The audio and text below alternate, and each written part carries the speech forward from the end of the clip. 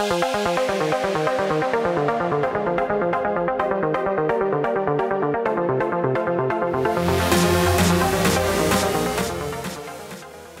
a balance sheet perspective on keeping debt down. With rising interest rates throughout 2022 and the rising costs of debt, as you're looking at merging with Sitio, they had close to 700 million, I think, of debt on the balance sheet, and you guys had a little over 100. So combined, the net debt was 820 for the combined entity, I believe. As you're now partners, as you're considering that as an element of the transaction, what are some of the thoughts you guys had internally around that? And I know that they've since refinanced some of that debt, and they've done a great job and continue to manage the balance sheet. Chris and Carrie and others have finance backgrounds, so I think they're very capable to manage that. But nonetheless, debt is always something you got to be conservative with and cautious with. Just curious, the debt side of the merger and how you guys kind of viewed that.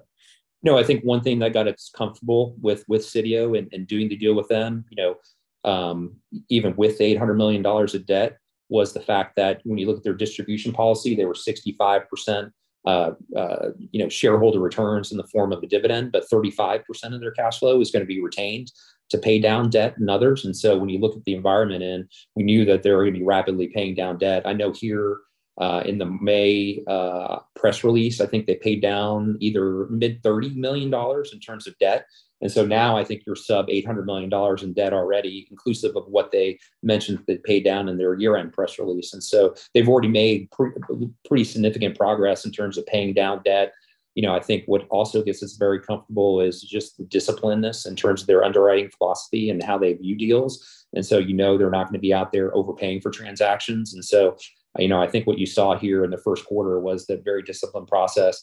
And so they didn't find a deal that necessarily fit their underwriting criteria. So instead, the vast majority of that cash flow went to pay down debt. And so, that's what I think about, in terms of like-mindedness, in terms of how you looked at deals. You knew from almost the very beginning that we viewed the world similarly in terms of how we value deals. So I think that's of utmost paramount importance when you think about combining and turning over the keys to someone. How do they view the world, and how do they manage, underwrite transactions? How do they evaluate transactions? And so if you're thinking about that in the same way, that gets you very comfortable that they're going to ultimately run the business in a very similar manner that we would. And so, if we'd been on the other side and done this deal, we similarly would be paying down debt along the way. So I think they'll do a terrific job. I think they also have hedges in place to partially counteract some of the commodity price risk. So they're doing everything they can to manage the portfolio, but still provide folks with upside to deals. And so when they find the right next deal, they'll do it. But